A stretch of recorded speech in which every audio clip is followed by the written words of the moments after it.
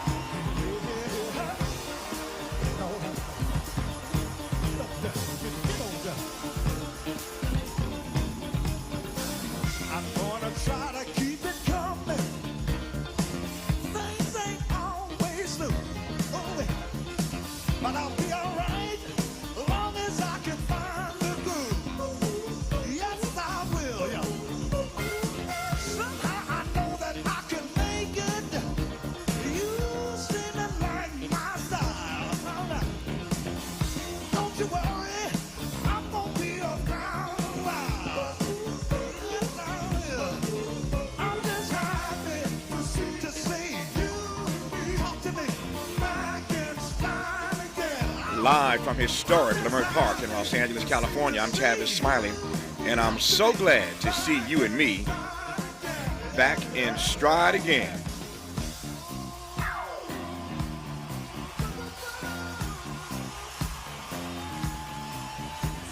Before we get started with today's show, let me invite you to follow me on Facebook and Instagram at The Real Tavis Smiley and get updates on X, that's formerly Twitter, at Tavis Smiley. By the way, should you miss any part of today's program or want to catch up on previous shows, you can always visit thetavisSmileyShow.com.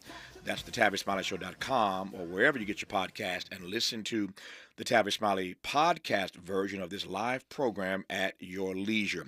Another great show on tap for you today. Before I give you the rundown, and a quick note, a programming note, tomorrow at the top of this program, we have a big announcement. There are about a dozen, I think, new stations that have signed on to carry this program all across the country, and the headline is we're launching in some key battleground states. You've been hearing us talk any number of times on this program about this election and the importance of these swing states. We were told that 5 or 6 swing states may decide this election, a couple million people, if that many.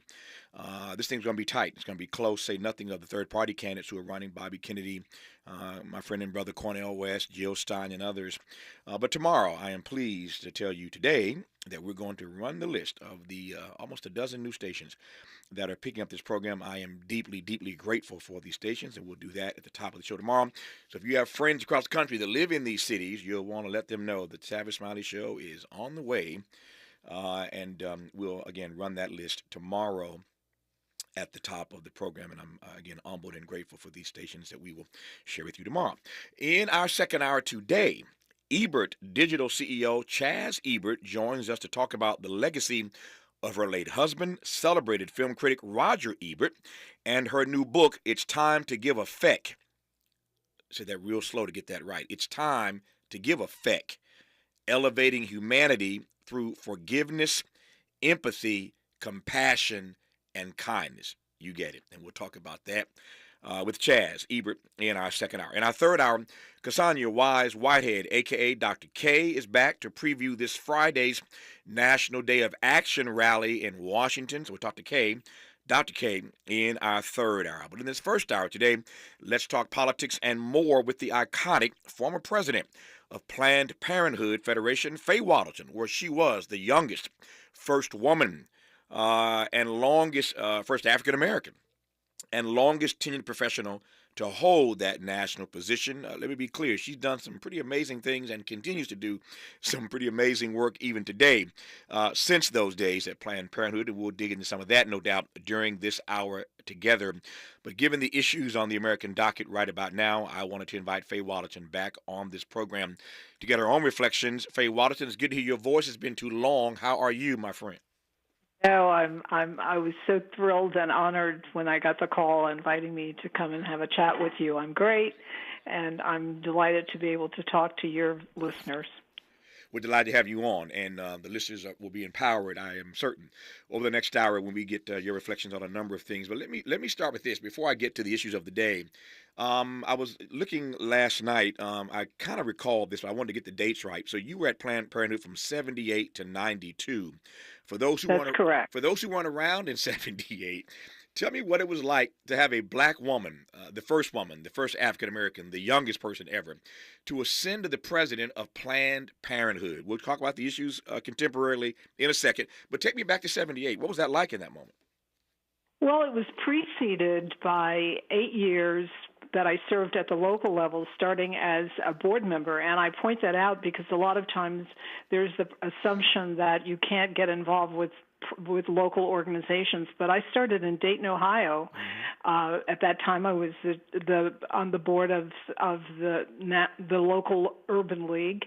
And Planned Parenthood asked me to join the board, and a couple of years later, I became the executive there, and 7 years later, I was appointed to the national presidency. It was a very difficult time. Tavis, it's really kind of interesting that these times of opposition are often characterized as the worst of times for reproductive rights, but in fact, they were even more violent and in fact, more deadly. There were actually killings in clinics. And the vice president visited our Planned Parenthood in Minnesota a couple of weeks ago, and it caused me to reflect on the year before I became the national president. That particular chapter had been burned to the ground. So there was violence, there was political opposition, there were very active components of the anti-abortion movement that was determined to reverse contraception, actually, because Griswold had occurred only shortly before Roe v. Wade, but definitely focused on reversing Roe v. Wade.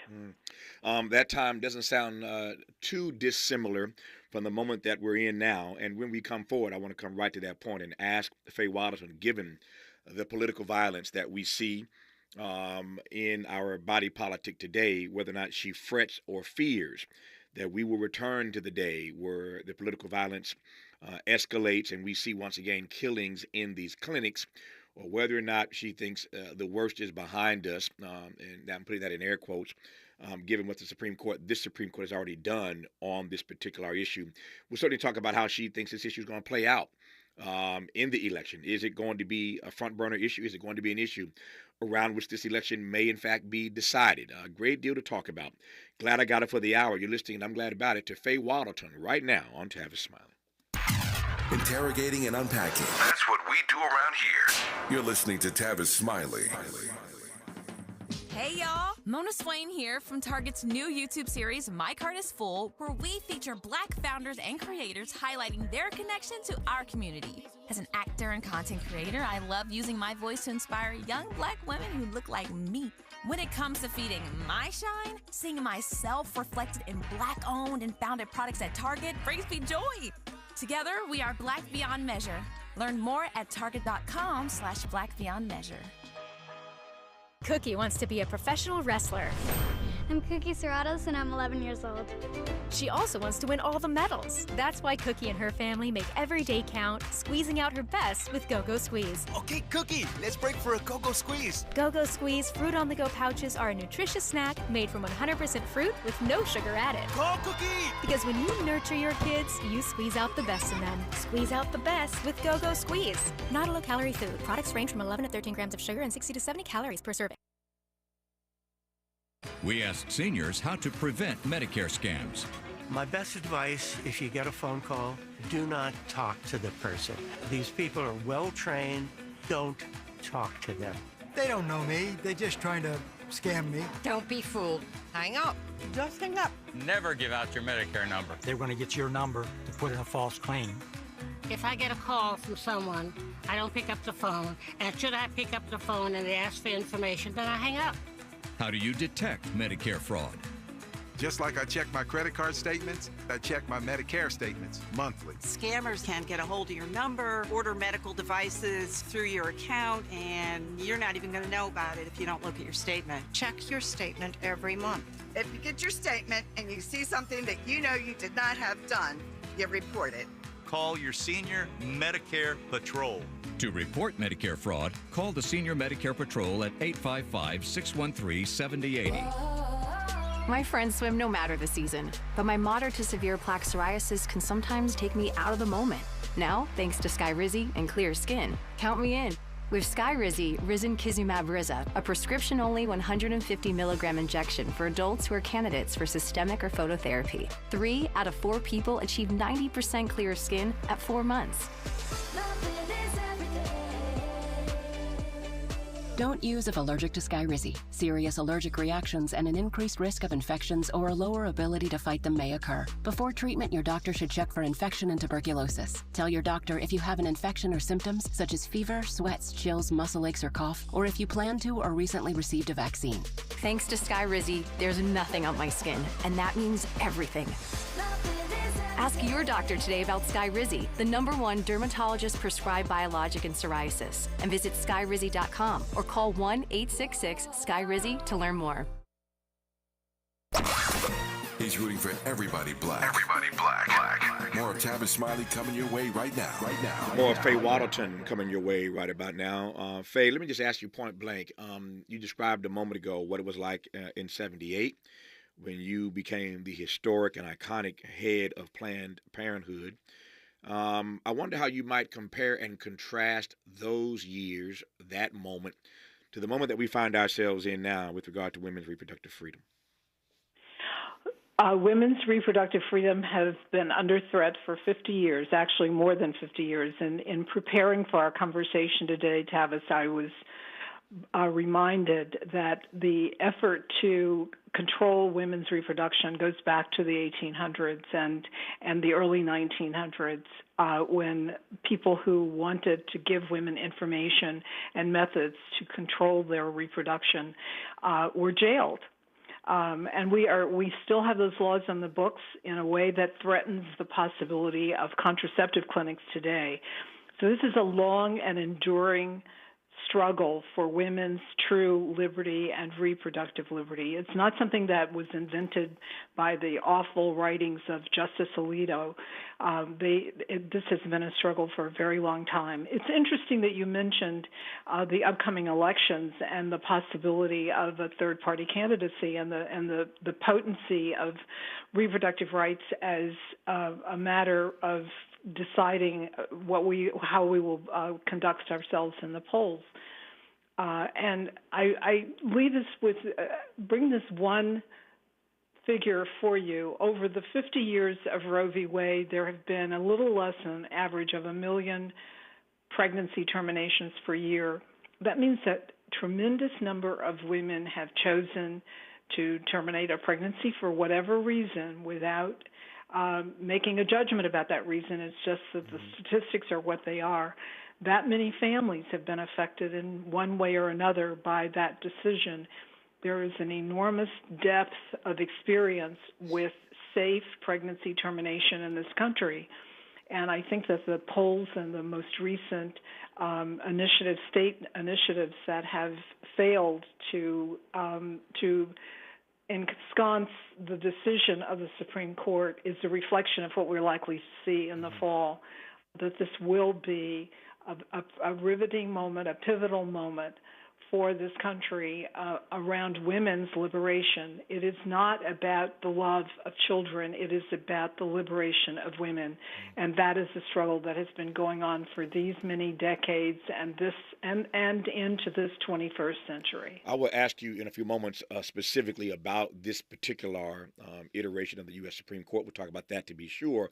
And I'm not coloring this question much more deliberately. I want to give you as much canvas as you need to paint whatever picture you want us to see. But unpack for me your view in this moment of the politics. Again, broad question. The politics of this particular issue as you see it, Faye Wattleton. I see this politics as a long and difficult struggle. What I am struck by is the perception that this is new upon our political landscape.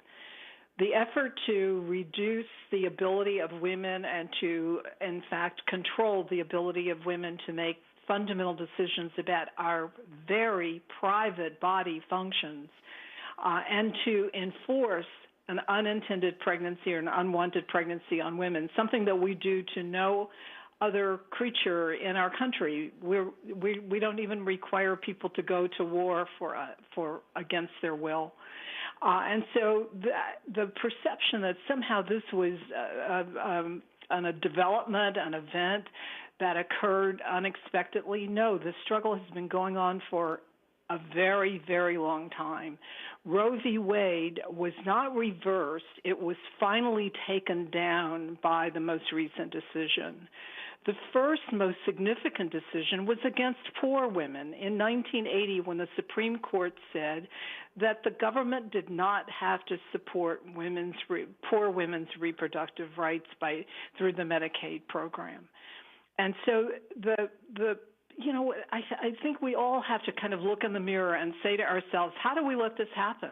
In 2007, the Supreme Court said that a woman's health did not need to be considered in regulating abortion. That meant that there was no concern for my health if I became pregnant and wanted to terminate that pregnancy for whatever the reasons that are private and that should be private to my life and my body. And yet we just shrugged, and with the regulations that mounted over the 50 years, I had a conversation with one of my former colleagues when the Mississippi law was first enacted. My mother's family, my mother is buried in a grave in Mississippi. My great-grandmother was a slave. So I have ties to Mississippi. And I said to her, why haven't we elevated what is happening in Mississippi to a national threat against all women, having no thought that it would come about that the Supreme Court would use this as to turn back and to finalize the turn back of this game that women made 50 years ago. You have two or three thoughts running in my head at the same time. Let me see if I can keep them straight and do them one at a time. Because you mentioned your mother, and I want to talk about your mother. I know this backstory rather well, knowing you for as long as I have, and there's an interesting conversation to have about that. One that you and I've had privately before, but I want to tap into that just for a second. You might do well to know before I get to that point, talking about her mother, that Faye Wattleton's mother was a traveling evangelist. Faye literally moved around the country at certain points in her life, but her mother was a traveling evangelist. You can see where I'm going with this when you talk about this particular issue and the religious right, and those who have a different point of view about this. Faye's mother had a different point of view about this. I know, again, the backstory rather well, and I'm always fascinated by how she has done the work that she's done for all these years, born of the mother that she had, and what her mother was doing and how her mother felt about this particular issue. Why do I raise that? Because every one of us wants to, as best we can, please our parents, please our mothers, please our fathers, and sometimes the way they see the world and the way you see the world aren't the same. And so for those who have parents like that, or our parents who have children who see the world differently than you, Faye Wattleton is Exhibit A in that department. And we'll talk about that in just a second. It's a fascinating notion, at least to explore for me, and hopefully Faye won't mind playing in the sandbox with me on that particular issue when I get to it. But before I get to it, since you mentioned the Supreme Court a couple times, just give me your take. I'm not naive about what I expect you to tell me, but it seems to me that this country, no matter what one thinks about this issue or any number of other issues, but what is not debatable, what is incontrovertible to me at least, is that this country is always at its best when it is expanding rights and not shrinking rights, expanding and not shrinking. And this Supreme Court has a real bad habit of seeing things through a prism that shrinks the rights of all kinds of fellow citizens beyond this particular issue. That's my sense, but this ain't my conversation. What's your sense of that, Faye Wattleton? My sense of it is that the Supreme Court gets to be the Supreme Court by virtue of the vote of the people. We do have a say in who presides over the rules of our society and mitigates the rules of society. And I think here, Tavis, there is a lot of self-examination that needs to go on about civic engagement of all Americans, but especially of Americans that are of our community, our ethnic community, that we sit back and we say, well, there's nothing we can do about that. Well, yes, there is a lot we can do about that. Perhaps among the most important issues, if not the most important issue of this coming election, is the Supreme Court. There is a political process. We have to hold our politicians, our elected officials, the senators, that is, accountable for not being passive about the importance of the structure and the people who go to sit on a bench for a lifetime, as for now, to decide the rules of our society, which for you and me, we lived at a time when they were expansive.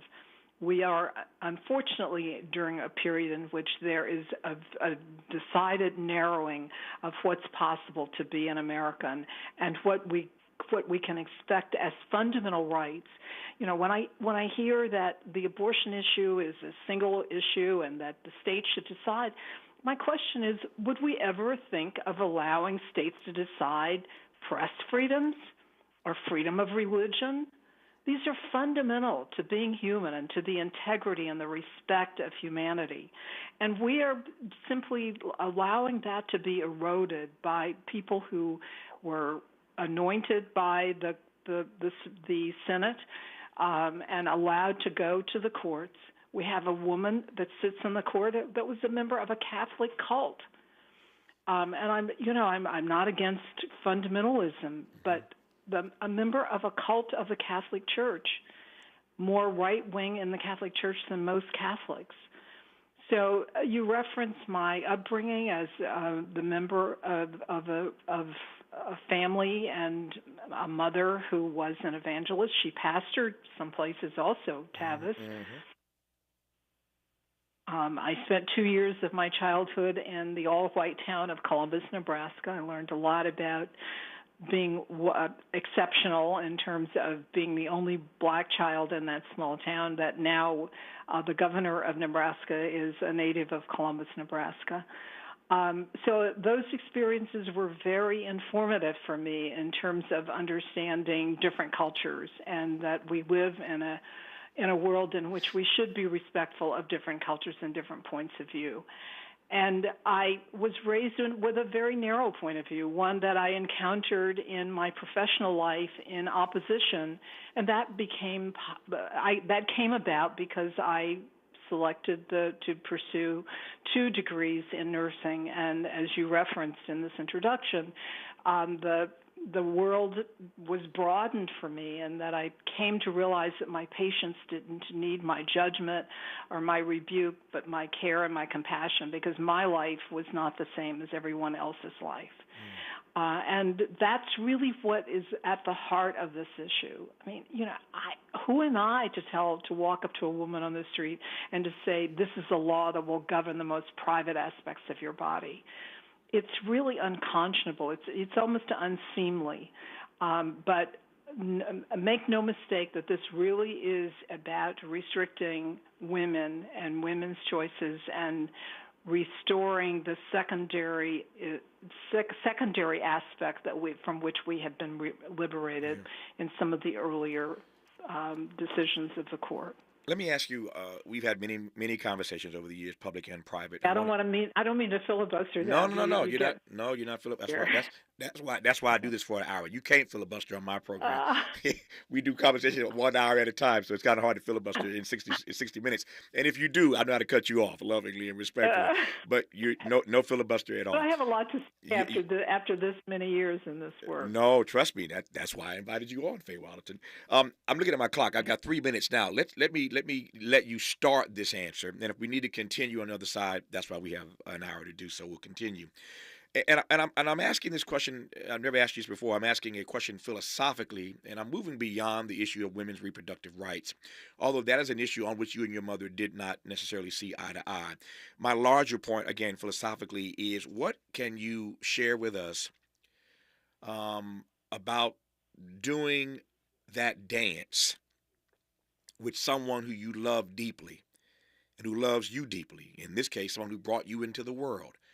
But you're doing a dance with this person around a particular issue or issues that the two of you don't see similarly. What advice, what can you share with me about how to navigate that dance? Well, it goes to the fundamental philosophy of my adulthood from the perspective of my childhood upbringing, and that is the freedom to pursue one's values and one's understanding and perception of the world without persecution and without rebuke, particularly on matters of personal privacy and personal integrity. I've been asked this question a number of times. Did you and your mother have open conflict about it? And I said, I've never worked in an organization or for a cause in which I felt that I should impose my view on other people. The whole essence of my work is that we should be free to make that determination based on our values, our upbringing, our circumstances, and whatever our God may be that we serve. And that should be free of government intrusion. Now, it would be highly inconsistent of me to rebuke and scold my mother for not agreeing with me. If I did so, it would be really pretty hypocritical, wouldn't it, that I would rebuke my mother and not rebuke perfect strangers for their position that may not be mine, or for their circumstances that I don't know how their lives, how they conduct their lives. And so we never had any falling out about it. I mean, as I've told you before, she would inveigh against me from the pulpit. But I saw that was her way of protecting her image, and if that's what she needed to do, that was okay with me, as long as I had the opportunity. And I was given an opportunity. I was given a privilege, Tavis, to do this work. And woe is me if I didn't stand up for women when I had the opportunity to do so, given what I had seen, and given my heritage as a slave great-granddaughter. So Yeah, there's a lot to unpack there. I want to come right to this. I know the audience heard what I just heard, that your mother was laying into you from the pulpit. And I have to know, how does it feel when you're sitting in the pew and your mama is going in on you from the pulpit? We'll talk about that and a great deal more with Faye Wattleton when we come forward on Tavis Smiley. For all the freedom-loving folk, this is Tavis Smiley. I feel like freedom. Paid for by government.com. Did you know? The United States Mint has issued a new Morgan silver dollar coin in proof condition for the first time. Not only that, they are also minted in 99.9% pure silver for the first time ever in history. Coin experts are calling this an amazing opportunity for anyone that knows the enduring popularity of Morgans. But you must hurry. Only 400,000 of these legal tender silver dollars were issued. These first ever Morgan silver dollars are brand new with stunning mirror-like finish, minted by the iconic San Francisco Mint. Call now and you're guaranteed a new first ever 99.9% pure silver proof Morgan dollar. To learn more, call 1-800-973-9717. If you order now, you will receive a free coin collector bonus pack, a $25 value, free with every order. Call 1-800-973-9717 now to secure your new Morgan silver dollars before they are gone. That's 1-800-973-9717.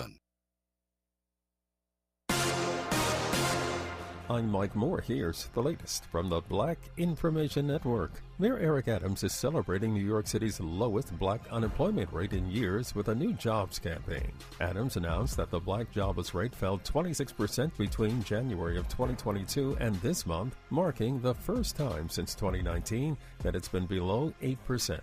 Almost 100 students marched at the University of Missouri campus in Columbia yesterday calling for a ceasefire in Gaza. The students walked out of class yesterday morning and marched into downtown Columbia. The group, Mizzou Students for Justice in Palestine, organized the march. This past Saturday, more than 20 Washington University students in St. Louis were temporarily suspended for taking part in a protest over the war in Gaza. And that's the latest. I'm Mike Moore from your 24/7 news source, the Black Information Network and BINnews.com. Hey, it's Dean Sharp. Great news. Sunlux has the all-new Tesla Powerwall 3 in stock. It's ready and waiting for you when you go solar with Sunlux. Learn more at sunlux.com, sunlux.com. This is the KBLA Sports Minute with Ray Richardson.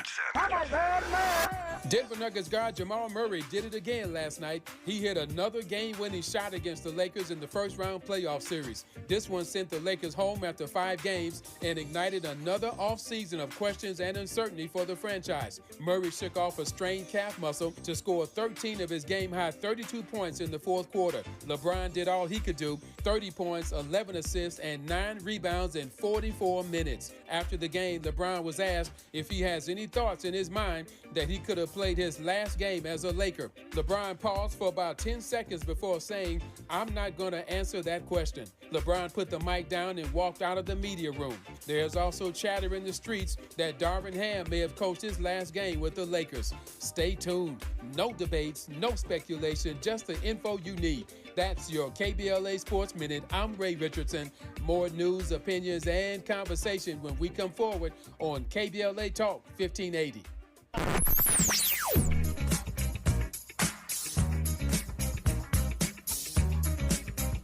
This is KBLA Talk 1580. Talk radio. That's music to your ears. We're unapologetically progressive. KBLA Talk 1580. I have diabetes. I'm at risk for pneumococcal pneumonia. I have asthma. I'm at risk too. If you're 19 or older with chronic conditions like asthma, diabetes, COPD, or heart disease, or are 65 or older, you are at increased risk for pneumococcal pneumonia. Ask your doctor or pharmacist about Prevnar 20, pneumococcal 20-valent conjugate vaccine, a Pfizer vaccine that can help protect you against pneumococcal pneumonia in just 1 dose. Even if you've already been vaccinated with other pneumonia vaccines, Prevnar 20 may help provide added protection. Prevnar 20 is approved for adults to help prevent infections from 20 strains of the bacteria bacteria that cause pneumococcal pneumonia. Continued approval may depend on a supportive study. Don't get Prevnar 20 if you've had a severe allergic reaction to the vaccine or its ingredients. Adults with weakened immune systems may have a lower response to the vaccine. Side effects include pain and swelling at the injection site, fatigue, headache, muscle, and joint pain. For full prescribing information, please call 1-855-213-2138 or visit Prevnar20.com. We've got a lot to talk about. Hi, I'm Ray Richardson, your sports connection here at KBLA Talk 1580. Join me and my co-host Neil Scarborough every Saturday night at 7 for Out of Bounds, the show that brings some flavor to the world of sports for 60 minutes. We take you beyond the scores and press conferences. We give you our point of view, the way black folks see what's going down. You can join the conversation and give us your analysis at 1-800-920-1580. Out of Bounds every Saturday night at 7 on KBLA Talk 1580. We've got a lot to talk about. Unapologetically progressive. KBLA Talk 1580. We've got your black. You like your style, though. What's that sound? That's the sound of Downy Unstoppable scent beads going into your washing machine and giving your clothes freshness that lasts all day long. There it is again. It's like music to your ears, or more like music to your nose. That freshness is irresistible. Let's get a Downy Unstoppables bottle shake. And now a sniff solo. Nice. Get 6 times longer lasting freshness plus odor protection with Downy Unstoppables in-wash scent beads. What's wrong? My travel rewards card didn't earn enough miles for my vacation. Are you crying? Are you crying because of that other credit card? Uh-huh. Well, switch to the Capital One Venture card. Venture lets you redeem miles on any travel purchase. Really? Yep, and you earn unlimited double miles on every purchase every single day. The Capital One Venture card. What's in your wallet? Terms apply. See CapitalOne.com for details. More honesty than you can handle. More empowerment than you can imagine. You're tuned in to Tavis Smiley. Tavis Smiley and Faye Wattleton, in case you've just tuned in. We continue our conversation now with the iconic and historic former president of Planned Parenthood of America, Federation of America to be exact. From 78 to 92, Faye Wattleton was president and CEO of the nation's oldest and largest voluntary reproductive health provider. She was the youngest, first woman and first African-American and longest tenured professional to hold that position, and there are many of us who still esteem her all these years later for her work in that particular capacity. But she has, frankly, an extraordinary track record for leadership, both as a CEO of national not-for-profit organizations and serving on the boards of a number of corporations that I know well, public and private, academic institutions, and high-impact philanthropic organizations. She is a leader extraordinaire in her own right. And with all that said, she was just telling us before the break that she has, on occasion, or had the occasion when her mother was still living, to be seated when her mother was sort of railing from the pulpit. That sounds like a grace note that you should share with our audience, how to navigate a moment like that, Faye Wattleton. Well, you have to navigate it with consistency, Tavis. It would be inconsistent for me to be upset with my mother, who had a different point of view, when my whole work was about preserving the right to one's individual values and one's individual circumstances. The one aspect of my mother's civic awareness, however, or civic engagement, I would perhaps maybe a better way to describe it, was that I never heard her say that she was going to go and pick up a picket sign to call for laws against the ability to make those determinations for oneself.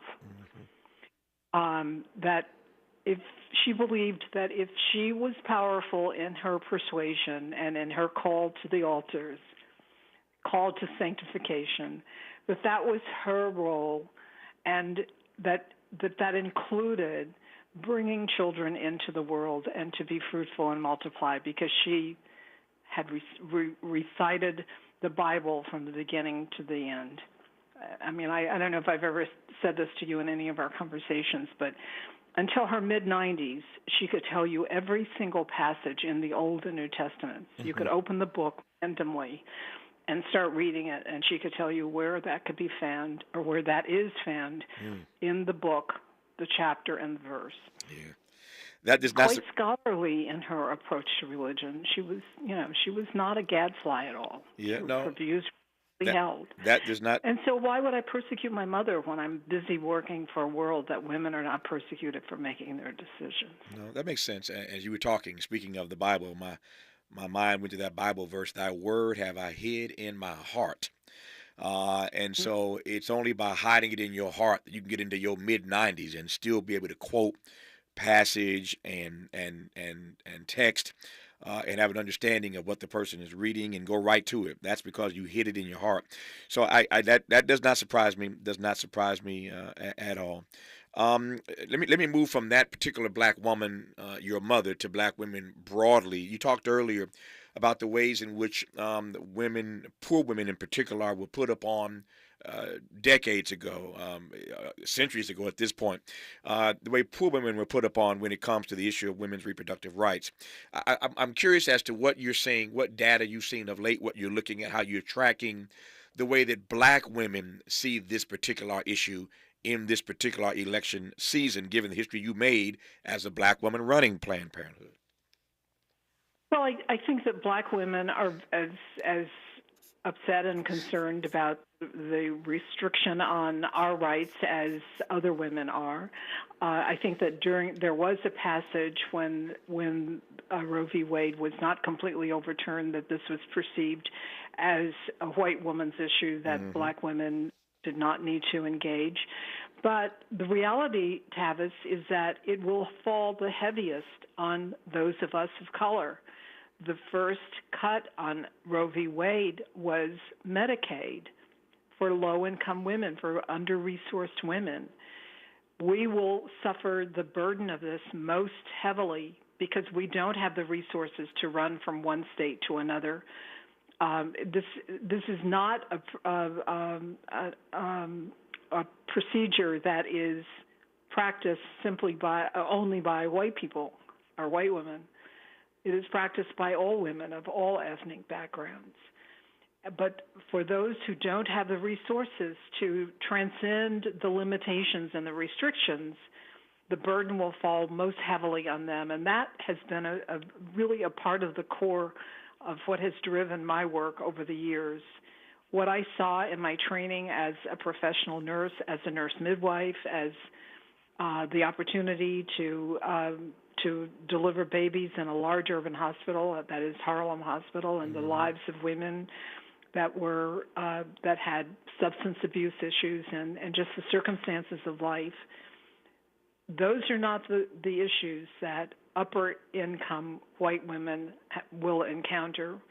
But with the limitations and with under-resourced women not being able to exercise their choices freely, we will see in some time the unfortunate circumstances that very often will flow from having these restrictions imposed. Let me give you a chance to expound a bit more on this notion of the states deciding. You raised this issue earlier, but when you see the news cycle every day in places like Arizona and beyond, I don't need to color this more for you. You're an expert in this regard. But when you see these stories popping up here and there, how concerned are you about this narrative, which again is not new, that we should allow the states to decide? Why should the states decide what you do with your personal body? We are the United States of America. We are a country. We have certain fundamental rights that are embodied in the Constitution and the Bill of Rights. These are as I referenced earlier. We don't let the states decide what newspaper you're going to read today, or what church you will attend this weekend, or at some other time. And yet we say that the government, state legislatures, it's unseemly. The discussion, quite frankly, is quite unseemly, that these private aspects of our function as human beings are the matters of political examination and exploration and exploitation. Yeah. Nope. And so it's an invasion of privacy. It's an invasion of individual lives. And if you are so concerned about the decision that women might make to terminate, make sure that we live in a society that women do not have to make those decisions on the basis of economic circumstances. There will be lots of pregnancies that are terminated that are not economic circumstance based, but at least that would be some degree of honesty and consistency if we saw that as a driving force. But make no mistake, this is about personal fundamental freedoms and the right to make those decisions without the government invading that privacy and the most private aspect of your life. When we come forward, I'm sorry. Is that there are no circumstances that I have seen, or no proposals, no legislative proposals, to regulate male sexual production. So let's just be clear about what this is. It's really still about the control of women, and we simply cannot and should not allow this backward trend that has occurred over this last 50 years. It didn't just happen with the Supreme Court decision in Dowling. It has occurred bit by bit. They have taken it apart. This recent decision just overturned it. When we come forward, I didn't mean to cut Faye Wattleton off. I'm glad you got the rest of her point out there. When we come forward, I want to broaden the lens. We are obviously in a bizarre political season, and I want to take her temperature beyond this particular issue because, again, I don't think most of us are one-issue voters. I don't know too many black people that are one-issue voters. It's an important issue, but it's not the only issue, and I'm curious as to how Faye is seeing this moment in American political discourse. We'll talk about that when we come forward on Tavis Smiley. From Leimert Park with love, this is Tavis Smiley. What is dedication? My biggest fear in the middle of my addiction was that my kids wouldn't have a father.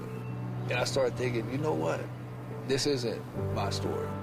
I definitely had to become a better man to be a better father.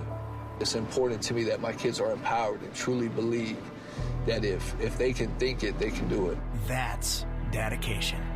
Visit fatherhood.gov to hear more. Brought to you by the U.S. Department of Health and Human Services and the Ad Council. Joey from Vermont, a farmer trying to get through the winter. Adriana from South Carolina, a single mother living paycheck to paycheck. Liam from Ohio, an injured father struggling to provide for his family. Hi, I'm Shanola Hampton, and I support the Feeding America network of food banks because they help provide over 6 billion meals to people in need each year. Learn more at feedingamerica.org. Ew, gotta get rid of this old Backstreet Boys t-shirt. Tell me why. Because it stinks, boys. Tell me why. I've washed it so many times, but the odor won't come out. Tell me why. No, you tell me why I can't get rid of this odor. Have you tried Downy Rinse and Refresh? It doesn't just cover up odors, it helps remove them. Wow, it worked, guys. Yeah.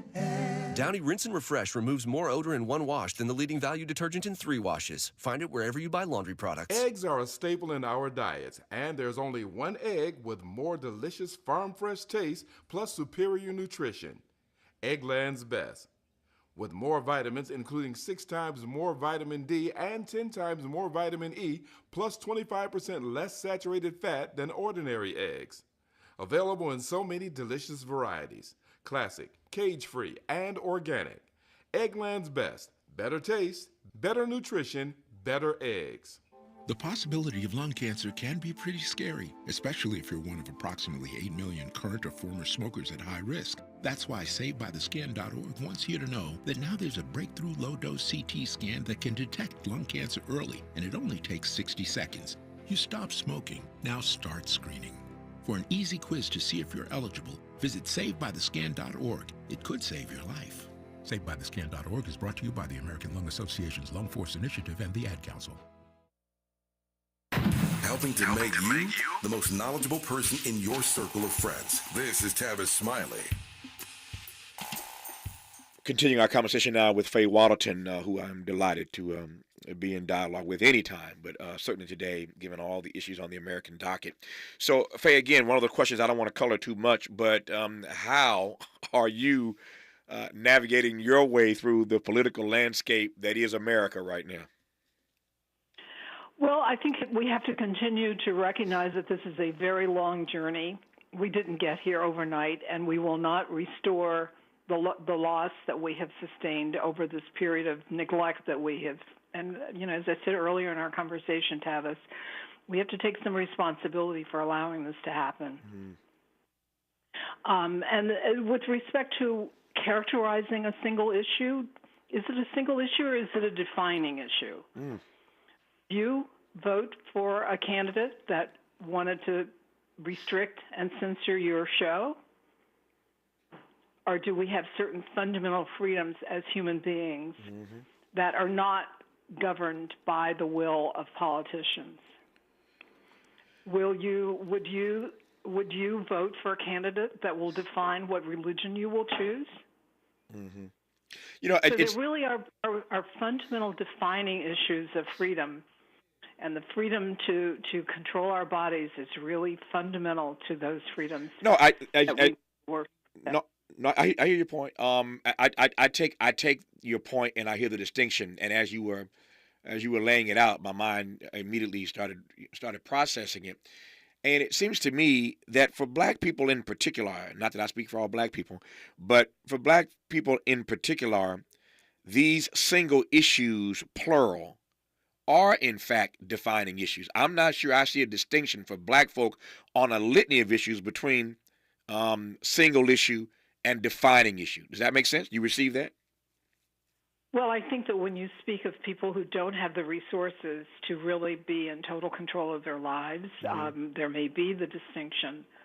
But whether we're black or white or have the means to exercise our decisions for self-determination, the question is whether the government should invade those rights. And that there are just simply those aspects of human life that should be off the table from the politicians of the day that try to change them according to their political ambitions. Tavis, make no mistake, this is really about politics, and it's really, in many ways, it's really unseemly that it boils down to what political party are you in to decide what my personal life and my personal body will be. No, I receive that. Our remaining moments with Faye Wattleton when we come forward on Tavis Smiley. Unapologetically progressive.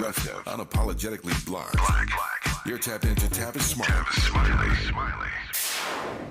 If you're like me, 60 and retired, making ends meet, especially here at the supermarket and drugstore, is tough. I'm so blessed to have found benefitscheckup.org. It's a free and confidential website from the National Council on Aging that connected me to $1,200 a year in programs that help pay for food, medicine, utilities, and more. Maybe it can help you. benefitscheckup.org.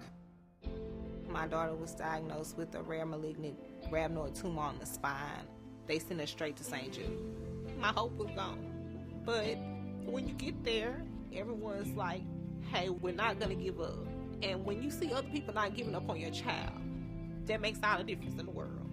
When I found out I didn't have to pay, I was just grateful. They saved my baby's life. Finding cures, saving children. Learn more at stjude.org. KBLA Talk 1580. We've got a lot to talk about. KBLA reminds you that when we fight, we win, and we don't black down. LA Community Action Network, or LA CAN, was formed in 1999 when 25 residents of downtown LA came together and acknowledged the problems that existed in their community and made a commitment to do something about those problems, to stand together, organize, and become a force in the community that demands change. Civil rights and preventing the criminalization of poverty are their core projects. In addition, they take on women's rights, the human right to housing, and healthy food access. LA CAN also has projects focused on economic development, civic participation, voter engagement, and community media. While downtown LA remains their home base, with a particular emphasis on the Skid Row community, in 2007 they expanded their housing and healthy food access work into South Central Los Angeles. LA Can believes that power for low-income people and people of color is achieved through a large, active, and well-informed member base that utilizes a multitude of methods to advance their messages and goals. If you'd like to join the Los Angeles Community Action Network and organize people to fight back against oppression, please visit cangress.org. That's cangress.org. This is a community call to action from KBLA Talk 1580. That was another way. I would smoke once an hour. That didn't work either. All that would happen at some point of the day, I would end up doubling up. Other ways that I tried to quit was I stopped buying cigarettes totally. But if I took 3 puffs off of 15 friends, those didn't count because they weren't my cigarettes and they weren't full cigarettes. I went through a lot. Every attempt is part of your story to quit for good. Visit Kick It California today at kickitca.org.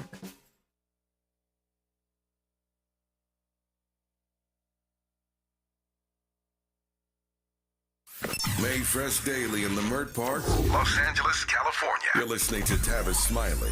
Tavis Smiley and Faye Wattleton, at least for the next 3.5 minutes. That's all I have left in this hour that has been rich. 3.5 minutes. Faye, let me do this. You said something a couple of times that I didn't interrogate when you said it, but I've been thinking about it as this hour has moved along. And your point was that we have to take responsibility for being in the space that we are in America right now. I heard somebody the other day say, speaking of a particular person, there they go playing the blame game again. And I've never liked that phrase, the blame game, because what is blame to you is holding somebody accountable to me. So I asked this question as the exit question, given where we are right now, who do you blame for our being in this situation? Ourselves, collectively, those who believe that we should preserve the freedoms for which so many fought for, were jailed, were persecuted, that we've allowed to slip away to the hands of those who want to punish women and to restore us to second-class status. And so with that, to empower ourselves to say that we can take this back, it's going to be a long and difficult journey, and I've been involved in a project to develop a constitutional amendment, a federal constitutional amendment that would restore the rights that have been lost by the Supreme Court actions. But there is nothing wrong with saying, you know what, I need to be more informed about this. Mm-hmm. I need to hold my congressman more accountable, my senator more accountable. You live in California, and so there's a shrug and an assumption that there's nothing going on in California that I need to worry about. But California has many pockets of retrogressive political attitudes and electing people that are not useful to the gains that need to be to restore women's rights. And their rights for everybody in this country, not just for those in a particular state. We're the United States of America. And we need to recognize what that means with respect to the responsibility that is required. Let me close in these 60 seconds by asking you whether or not you're hopeful, or put another way, how are you in this present moment sustaining your hope? Well, I'm very hopeful. If you look at some of the states look at Arizona, where the Republican House of Representatives passed a law that will restore rights for the women of Arizona. It's just going to be a very long and patchy struggle to restore a fundamental right that was recognized by the Supreme Court 50 years ago and that has been exercised by over 50 million people. So let's just try to keep it in perspective in terms of the enormity of the task. And the next time I come on, Tavis, maybe we'll talk about quantum computing, because that opens the possibility of a new era of an age of information that we need to be aware of that also has the potential for certain rights obligations. Let's do it. As I said earlier in this conversation, Faye Wattleton has distinguished herself in a variety of fields when it comes to leadership. She's the co-founder of AeroQ, a leader in the field of quantum computing hardware.